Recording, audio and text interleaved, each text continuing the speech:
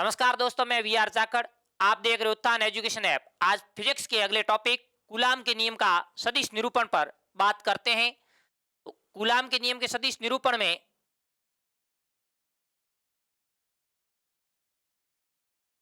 आवेश प्लस के Q1 और आवेश प्लस का Q2 है, जिनका मूल बिंदु से स्थिति सदिश R1 वेक्टर और R2 वेक्टर है। मेरे प्यारे विद्वान साथियों, इनके बीच की दूरी R12 वेक्टर या R21 वेक्टर है। R12 वेक्टर क्या है, R21 वेक्टर क्या है, इसके बारे में बिल्कुल आपको डिटेल से अभी बताया जाएगा। अब क्या करते हैं, एक Q2 आवेश Q1 पर बल लगा रहा है, तब F1 पर 2 के कारण और इधर F2 पर 1 के कारण बल लगाया। सदिश निरूपण के अंदर अपन कूलाम के नियम का सदिश निरूपण पढ़ रहे हैं। तो मेरे प्यारे विद्यार्थियों, वेक्टर के अंदर त्रिभुज के नियम के अनुसार इसको ज्ञात करते हैं R12 या R21 है क्या। तो इधर ध्यान से देखना, ये R1 वेक्टर है। यदि अपन इस दिशा में आते हैं तो ये अपने पास, इसको मैं लिख सकता हूं R2 vector minus R1 vector. और यदि इस प्रकार से त्रिभुज का नियम लगाएं R21 R2 वेक्टर और इधर बल की बात हो तो अपन इस प्रकार से लिख सकते हैं R1 vector minus R2 vector. मुझे उम्मीद है कि ये आपको बिल्कुल समझ में आया होगा। इसको R2 vector minus R1 vector को R21 वेक्टर लिख सकते हैं और इसको अपन क्या लिख सकते हैं, R12 वेक्टर लिख सकते हैं। तो क्या है ये R1, क्या है R2। R1 वेक्टर एक वस्तु अपन लिखेंगे Q1 आवेश का स्थिति सदिश। R1 क्या है, R1 वेक्टर Q1 आवेश का स्थिति सदिश। बात आती R2 क्या है सर, R2 भी Q2 आवेश का स्थिति सदिश है। क्या है, स्थिति सदिश। अब बात किसकी हो रही है, कूलाम के नियम। कूलाम का नियम क्या कहता है, कूलाम का नियम कहता है F इक्वल्स टू क्या होता है, K Q1 Q2 बट्टे R। मेरे प्यारे विद्वान साथियों, अब अपन बात कर लेते हैं Q2 द्वारा Q1 पर बल। यहां एक लाइन लिख देते हैं, Q2 आवेश द्वारा Q1 आवेश पर बल। कौन सा बल लग रहा है, F12। यहां लिख देते हैं F12। वेक्टर आ रहा है तो अपन यहां वेक्टर लगाएंगे। इधर दिशा बतानी है, दिशा बतानी तो अपन क्या लिखेंगे, R कैप लिखेंगे। अब देखना, जब ये बल लग रहा है ये, तब अपन कौन सा ले रहे हैं, R12। R12 R1 minus R2 vector. यहां लिख सकता हूं 12 स्क्वायर और यहां लिख सकता हूं R12 कैप। सो कि R12 कैप ये एकांक सदिश होता है। इसका अर्थ ये होता है R12 vector upon mode of R12 modulation में वेक्टर लगेंगे। इसको यहां से हटाते हैं तो प्यारे विद्वान साथियों, R12 वेक्टर इक्वल टू क्या लिख सकता हूं, K Q1 Q2 upon R12 square R12 vector upon mode of R12। अब देखना दोस्त, इस मोड का अर्थ यह है, इसके अंदर जो भी संख्या होगी चाहे वो पॉजिटिव की हो चाहे नेगेटिव की हो, मोड से बाहर हमेशा उसका परिमाण पॉजिटिव आएगा। तो इधर देखिए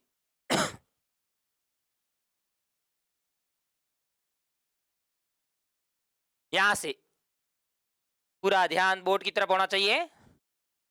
F12 वेक्टर इक्वल्स टू के Q1 Q2 अपॉन ये स्क्वायर और इसकी घात 1, तो अपन लिख सकते हैं R12 मोड का क्यूब डॉट R12 वेक्टर। मेरे प्यारे विद्वान साथियों, इसको समीकरण संख्या क्या दे दे? 1 दे दे। इसी प्रकार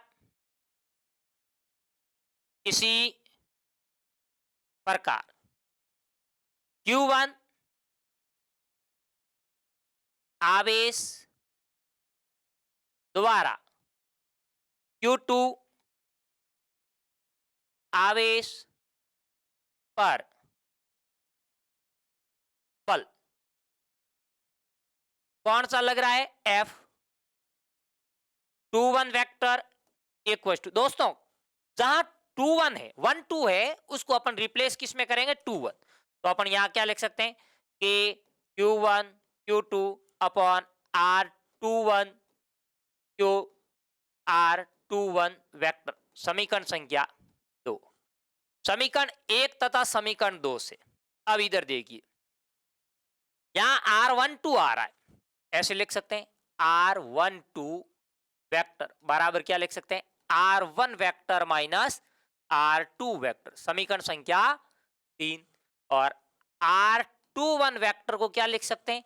R2 vector minus R1 vector, R2 vector minus R1 vector.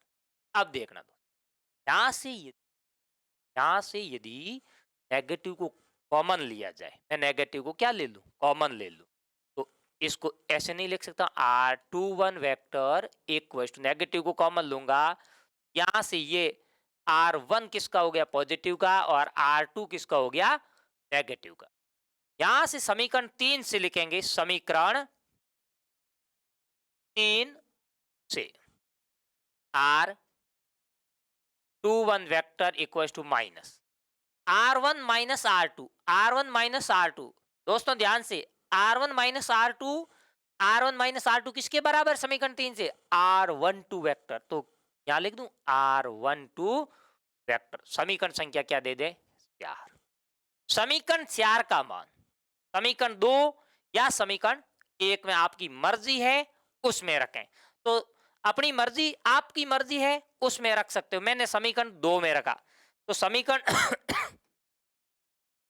समीकरण 4 का मान समीकरण 2 में रखने पर, समीकरण 2 में रखने पर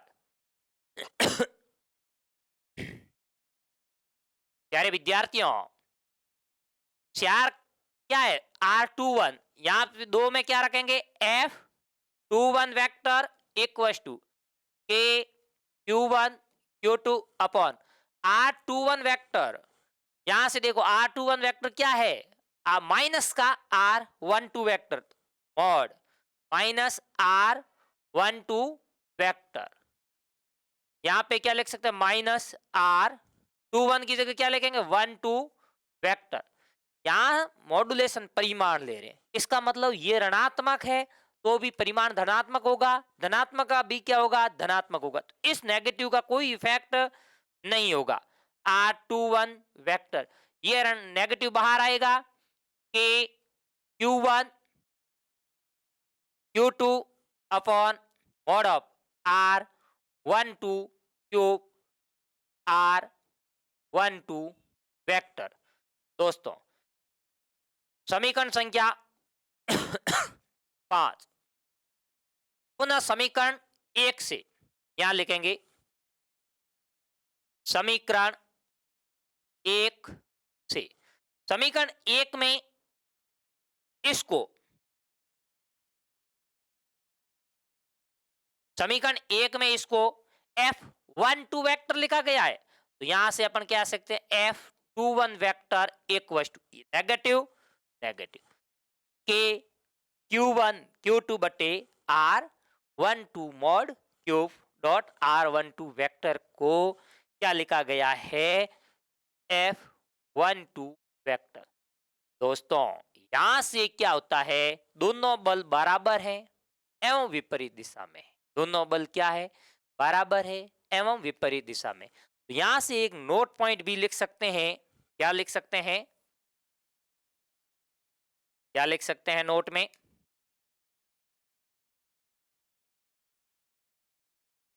यह क्रिया प्रतिक्रिया नियम का पालन करता है। दोनों बल बराबर है एवं विपरीत दिशा में होने के कारण अपन कह सकते हैं क्रिया प्रतिक्रिया नियम का क्या कर रहा है, ये कूलाम के नियम का सदिश निरूपण यानी पालन कर रहा है। इसमें आवेश की प्रकृति चाहे कुछ भी हो, लेकिन बल हमेशा बराबर एवं विपरीत दिशा में लगेगा। बल हमेशा बराबर एवं विपरीत दिशा में लगेगा। मुझे उम्मीद ही नहीं, पूरा भरोसा है मेरे प्यारे दोस्तों को ढंग से समझ में आया होगा। अब अगली बात करते हैं अगले टॉपिक पर। वो टॉपिक है अपना अध्यारोपण का सिद्धांत। इसका दूसरा नाम बहुल आवेश का नियम या सिद्धांत भी कहते हैं। अध्यारोपण का सिद्धांत या बहुल आवेश का नियम क्या होता है, किसी एक आवेश पर अन्य आवेशों के कारण बल लगता है, उन सभी आवेशों पर जो आवेशों के कारण बल लगता है उस आवेश पर, उनका बीजगणित सदिश योग के बराबर कुल बल होगा। यानी वापस देखना इधर, बहुल आवेश निकाय में किसी आवेश पर कुल बल अन्य आवेशों के कारण लगने वाले बलों के सदिश योग के बराबर होता है। यह नियम क्या कहलाता है, बहुल आवेश का नियम या अध्यारोपण का सिद्धांत। दोस्तों इंपॉर्टेंट है, ये माध्यमिक शिक्षा बोर्ड में पूछ सकता है बहुल आवेश का नियम। तो कैसे होगा, पूरा ध्यान से देखना।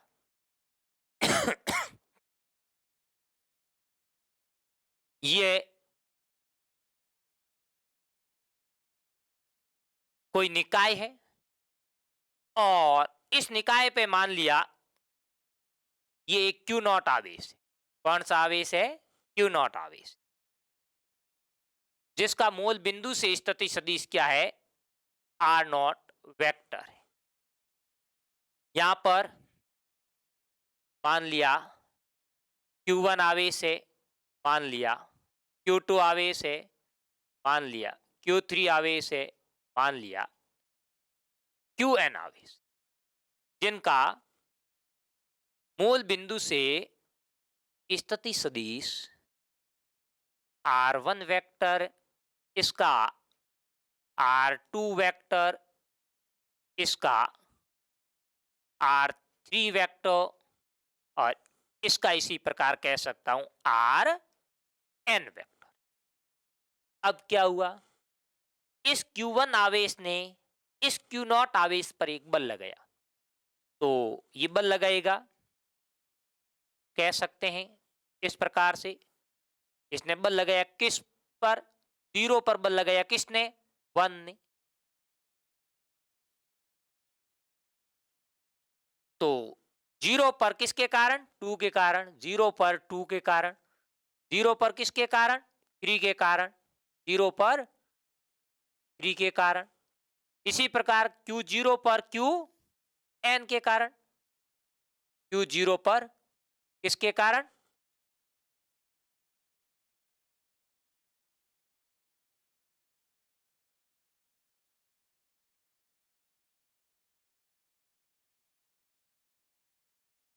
ये कह सकते हैं F0 पर बल लग रहा किसके कारण लग रहा है? n के कारण या 3 के कारण। अब देखिए, इनके बीच की दूरी R0 1 vector, R0 2 vector, R0 3 vector, R0 n vector. यहां पे लिख सकते हैं Q0 आवेश पर Q0 आवेश पर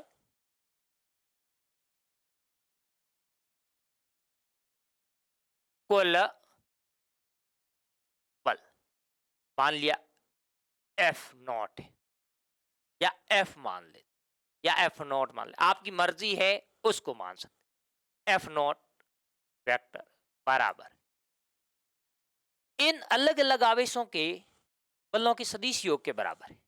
कौन कौन सा? F01, F02, F03, F4 होता 4 5 कहां तक है? n तक।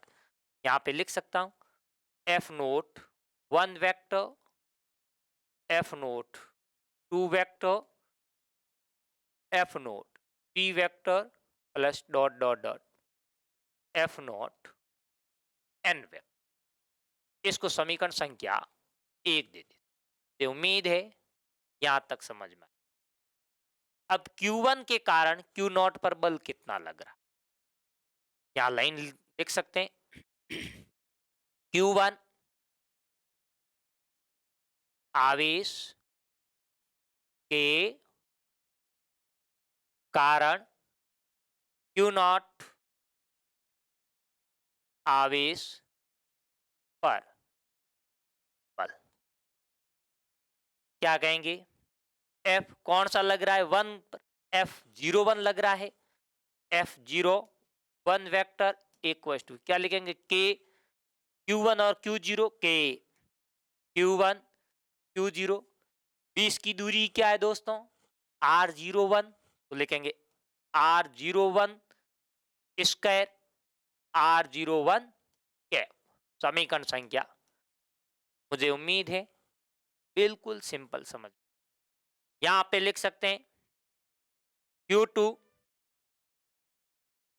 आवेश के कारण Q0 आवेश पर बल। दोस्तों F02 बल लग रहा है। कौन सा लग रहा है? देखना, Q2 के कारण ये लग रहा है F0। इनके बीच की दूरी क्या है? R02। कौन कौन है? Q2 और Q0। तो लिख सकते हैं कि Q2 Q0 बट्टे R02 का स्क्वायर R02 का कैप। समीकरण संख्या 3।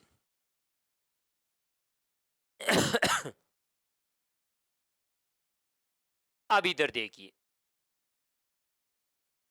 अगली बात कहेंगे Q3 आवेश के कारण Q0 आवेश पर बल। Q3, ये रहा Q3 आवेश, Q0 पर आवेश पर बल लग रहा है। कौन सा है? जैसे 1 पे F01, 2 पे F02, 3 पे क्या होगा F03, तो लिख सकते हैं F03 वेक्टर बराबर के Q3 Q नोट बट्टे R03 का स्क्वायर R03 का कैप। समीकरण संख्या 4। इसी प्रकार Qn के कारण तो देख सकते हैं इसी प्रकार Qn आवेश के कारण Q0 आवेश पर बल।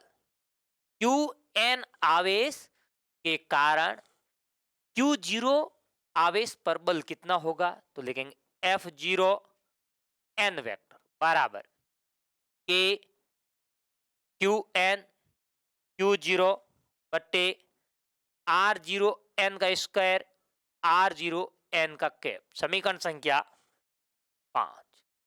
मुझे उम्मीद है यहां तक पूरा समझ में आया। अब क्या करेंगे दोस्तों, अब इधर देखिए समीकरण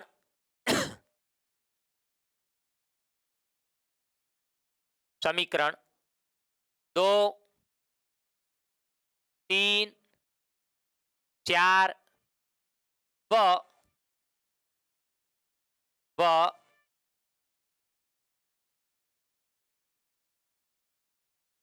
समीकरण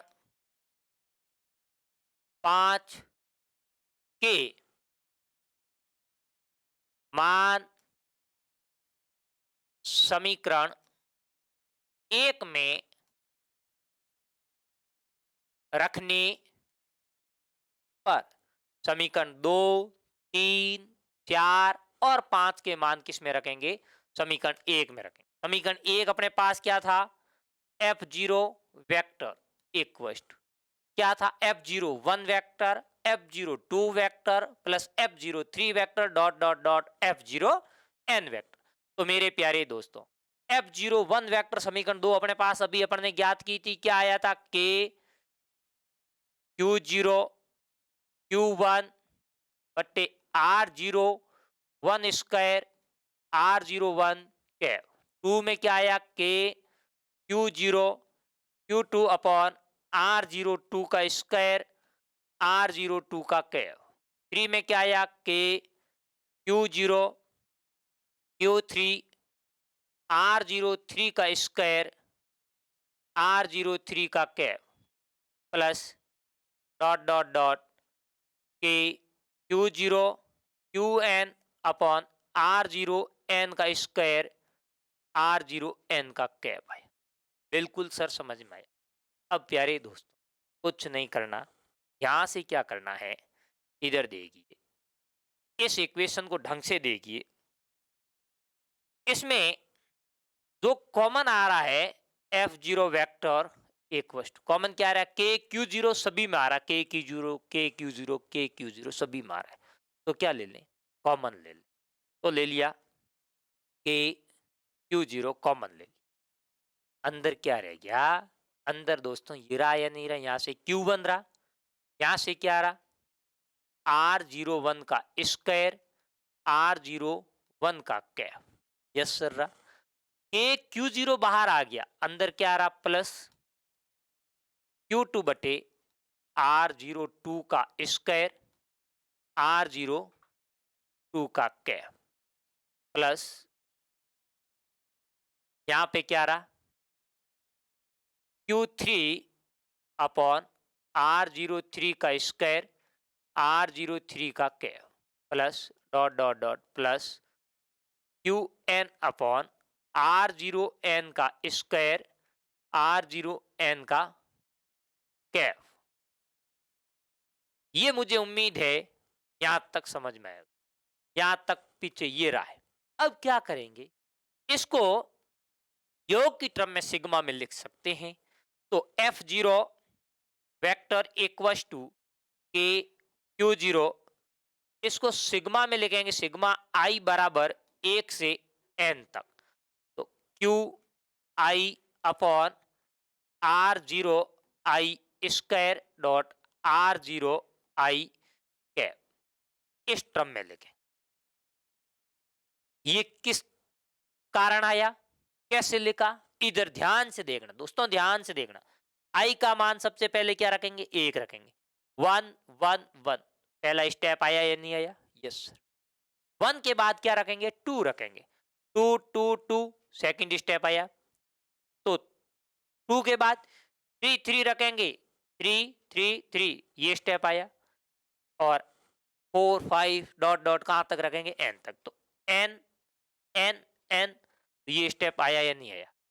यहां तक मुझे उम्मीद है कि ये आपको समझ में आया होगा। ये दोस्तों बहुल आवेश का नियम इंपॉर्टेंट है, माध्यमिक शिक्षा बोर्ड ने कई बार पूछ लिया है। मुझे उम्मीद है इस बार भी या आ भी सकता है, तो आप बिल्कुल ध्यान से रहें। तो अगली बात करते हैं, प्रश्न कैसे आता है इसमें। तो कुछ प्रश्नों पर डिस्कस कर लेते हैं।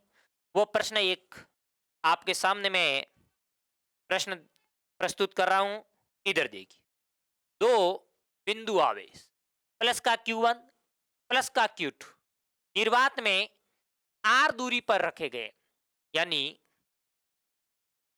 ये कौन सा है, प्लस का Q1 है, और ये कौन सा है, प्लस का Q2 है। दोनों निर्वात में कितनी दूरी पर रखे गए हैं, R दूरी पर रखे गए, ये R दूरी पर रखे गए।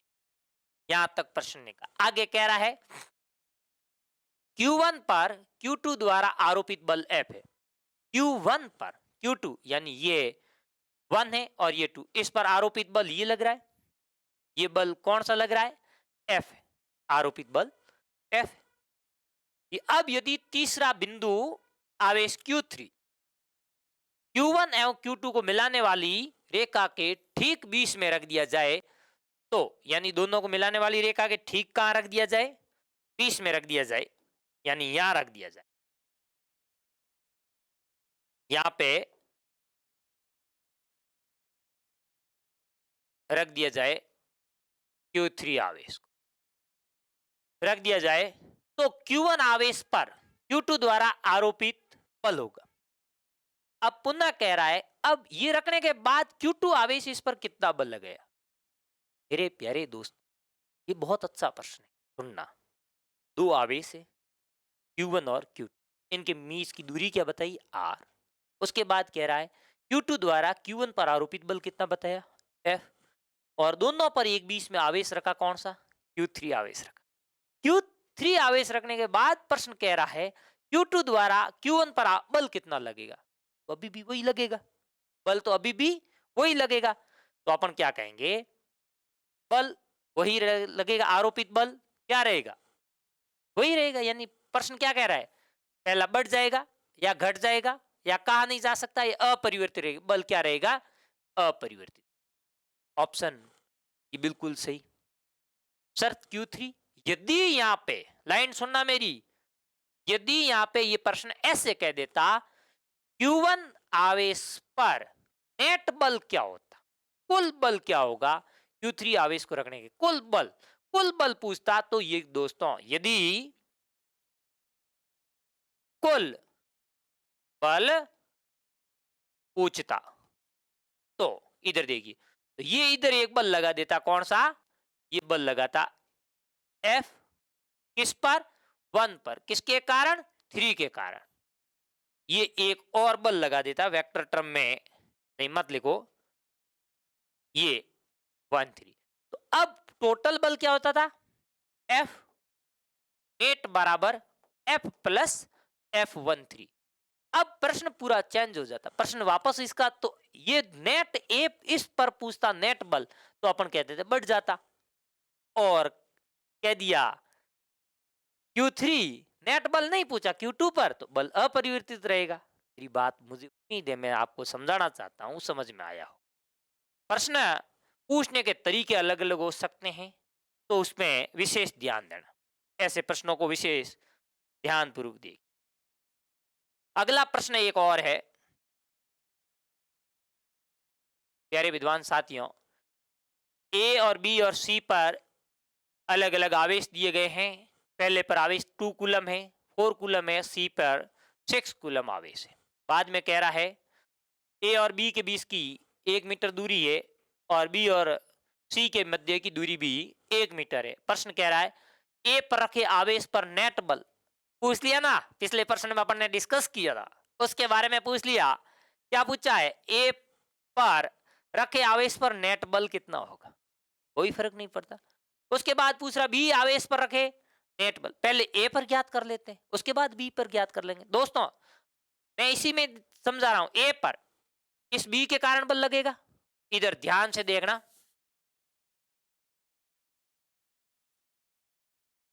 इधर कौन बल लगा रहा है? एफ बी लगा रहा है। और कौन लगा रहा है? ए पर एफ सी लगा रहा। ए पर कौन सा लगा रहा है? एफ सी लगा। यानी टोटल बल क्या होगा? एफ ए बराबर कौन है? F B plus F C, दोनों के कारण लग रहा है। अब एफ बी और एफ सी ज्ञात कर लें और उनका योग कर लें तो बिल्कुल अपना उत्तर ए ऑप्शन आ जाएगा। तो फर्स्ट का सॉल्यूशन है एफ बी बराबर के, कौन कौन सा है? ए पर और बी पर, यानी लिख सकते हैं क्यू ए क्यू बी बटे आर स्क्वायर। इन दोनों के मध्य की दूरी कितनी? 1। के कितना है अपने पास? के को के रख देता हूं, नहीं तो अपन नाम मान रख सकते हैं क्यू ए पर कितना आवेश है? 2 कूलम में। क्यू बी पर कितना आवेश है? 4 कूलम में। दोनों के मध्य की दूरी कितनी भाई? दोनों के मध्य की दूरी 1 मीटर, 1 का स्क्वायर कर दो। समझ में आया? बिल्कुल। इसको गुणा करेंगे 4 और 2 का, 8 के बट्टे 1। और अब देखना दोस्तों एफ बी कितना होगा? एफ सी ज्ञात कर लेते। एफ सी बराबर एफ सी यहां से लेकर ए पर ही मध्य की दूरी बी तक थी 1 मीटर और ये 1, तो यहां तक की डिस्टेंस अब कितनी होगी? 1 और 1 2। तो लिख सकता हूं के क्यू ए क्यू सी बट्टे आर स्क्वायर। के क्यू ए कितना? 2, क्यू बी क्यू सी कितना? 6 6। मध्य की डिस्टेंस इस बार कितनी? मध्य की डिस्टेंस कितनी? पिछली बार 1 ये थी, इस बार 1 ये और 1 ये, कितनी होगी? 2 का स्क्वायर बराबर 12 के अपॉन 4 बराबर 3 के। मुझे उम्मीद है यहां तक समझ में आया। अब वापस इसमें मान रख देते हैं।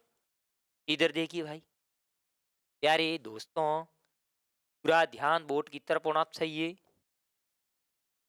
एफ ए बराबर एफ बी कितना? एफ बी सर 8 के प्लस प्लस एफ सी कितना? एफ सी 3 के, तो लिख दिया 3 के। एफ ए कितना? 11 के बराबर कितना? के बराबर 9 into 10⁻⁹ newton metre square upon coulomb square. अब दोस्तों के की वैल्यू क्या रख सकता हूं या नहीं रख सकता हूं? सर बिल्कुल रख सकते हैं। इधर देखिए के एफ ए बराबर 11 इंटू 9 इंटू 10⁻⁹ एफ ए बराबर 99 इंटू 10⁻⁹ बल है। ए पर नेट बल ये हो। अब बात आती है अगला प्रश्न, ये 1 नंबर अपना प्रश्न हुआ। अब 2 नंबर प्रश्न अपन को क्या पूछ रहा है उसके बारे में। 2 नंबर पूछ रहा है बी पर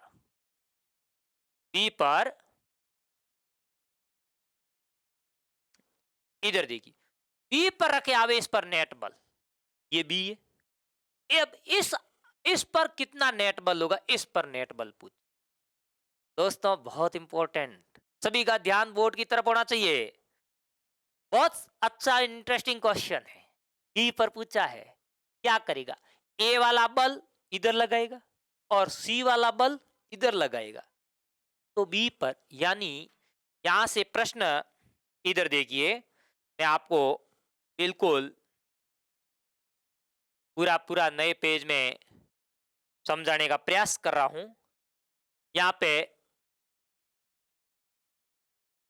सी पॉइंट ले लूं, यहाँ पर बी पॉइंट ले लेता हूं, यहाँ पर ए पॉइंट ले लेता हूं, यहाँ पे 2 कूलाम है, यहाँ पे 4 कूलाम है, और यहाँ पे 6 कूलाम है, और इसके बीच की डिस्टेंस 1 मीटर है, इसके बीच की डिस्टेंस भी 1 मीटर है।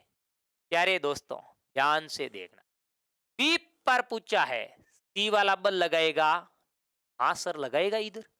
इसको क्या लिखेंगे, एफ बी पर किसके कारण, सी के कारण, और ये इधर बल लगेगा, कौन लगाएगा, एफ बी पर किसके कारण, ए के कारण।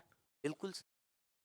तो यहां से दोनों में से बड़े बल में से छोटे बल को क्या करेंगे, घटा देंगे। तो यहां पहले एफ ए ज्ञात कर लेते, एफ एफ कौन सा ज्ञात कर लेते, बी पर ए के कारण। तो इधर देखिए कि क्या लिख सकते हैं कि क्यू ए क्यू बी बट्टे आर स्क्वायर बराबर के क्यू ए कितना, क्यू ए 2, क्यू बी कितना 4 4 बट्टे 1 का स्क्वायर। बोलो समझ में आया, यस सर आया, आया राजा आया, हाँ आया। देखो 4 दूने कितने भाई, 8 के, यस सर, बिल्कुल सिंपल, बिल्कुल सिंपल, कोई प्रॉब्लम नहीं। अब इधर देखिए, अब एफ सी कितना, अपन लिखेंगे एफ सी बी पर सी के कारण बराबर, देखना दोस्त कौन सा 6 और यहां कितना 4, तो अपन क्या लिखेंगे एफ के क्यू सी क्यू बी बटे आर स्क्वायर, यस या नो, यस सर। के क्यू सी कितना 6, तो लिख देते हैं भाई 6, और क्यू बी कितना 4, लिख देते हैं 4 अपॉन मध्य की डिस्टेंस ये रहेगी कितनी 1, तो क्या रख देते हैं 1 का स्क्वायर, एफ बी सी बराबर 24, तो लिख दिया 24 के 1 का 1। अब इधर देखिए, दोनों में से जो बल बड़ा है उसमें से छोटे बल को घटाएंगे। सर पिछली बार आपने जोड़ा, इस बार घटाया, पिछली बार दोनों बल एक ही दिशा में लग रहे थे। प्यारे दोस्तों इधर देखिए, इधर देखिए, इधर देखिए, देखिए ये एफ सी इधर, एफ बी इधर, तब दोनों को जोड़ा, इस बार इस बार इस बार इस बार ऐसा बिल्कुल नहीं हो रहा है। तो कैसे हो रहा है देखना, ढंग से देखना,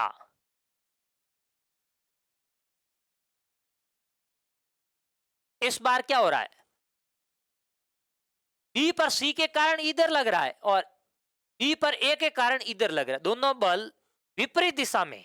तब अपन क्या लिख सकते हैं, बड़े में से छोटे को घटाएंगे, बड़ा कौन सा एफ बी सी, तो एफ केवल बी बराबर एफ बी सी माइनस क्या लिखेंगे एफ बी सी माइनस क्या लिखेंगे एफ बी ए, एफ बी ए।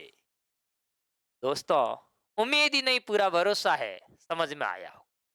अब एफ बी बराबर एफ बी सी कितना 24 के, तो लिख दू 24 के माइनस एफ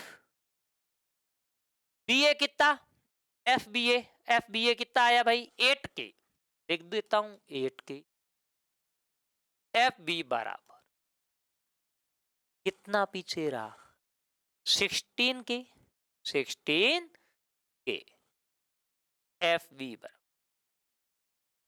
16 इंटू के का मान 9 into 10 raise to power 9, F B बराबर मल्टीप्लाई करेंगे 16 और 9 का तो कितना हो जाएगा 16 गुणा 9 110, 44 इंटू 10 की घात 9 बल का मात्रक न्यूटन। मुझे उम्मीद है, मुझे पूरा भरोसा है आपको समझ में आया होगा। अब इसी प्रकार के प्रश्न में और क्या पूछ सकता है? तो और ये पूछ सकता है, और देखना भाई, ये पूछ सकता है दोस्तों, बी पर पूछ ले, सॉरी सी पर पूछ ले तो कोई फर्क नहीं पड़ता, इसके कारण इधर कर देंगे, कोई फर्क नहीं है। वैल्यू कुछ भी ले ले, कोई फर्क नहीं है, अपन आसानी से ज्ञात कर सकते हैं। मुझे उम्मीद नहीं, पूरा भरोसा है मेरे सभी स्टूडेंट को, चाहे कैसा भी, किसी भी स्तर का स्टूडेंट हो, सभी को समझ में आया होगा इस प्रकार के प्रश्न को। और हमसे जुड़े रहें और आगे इस प्रकार के प्रश्नों को करते रहें। तो मेरे प्यारे विद्वान साथियों, मैं आज की क्लास के लिए इतना ही। बाकी नेक्स्ट क्लास के अंदर नेक्स्ट टॉपिक के साथ, तब तक हमसे जुड़े रहें। धन्यवाद।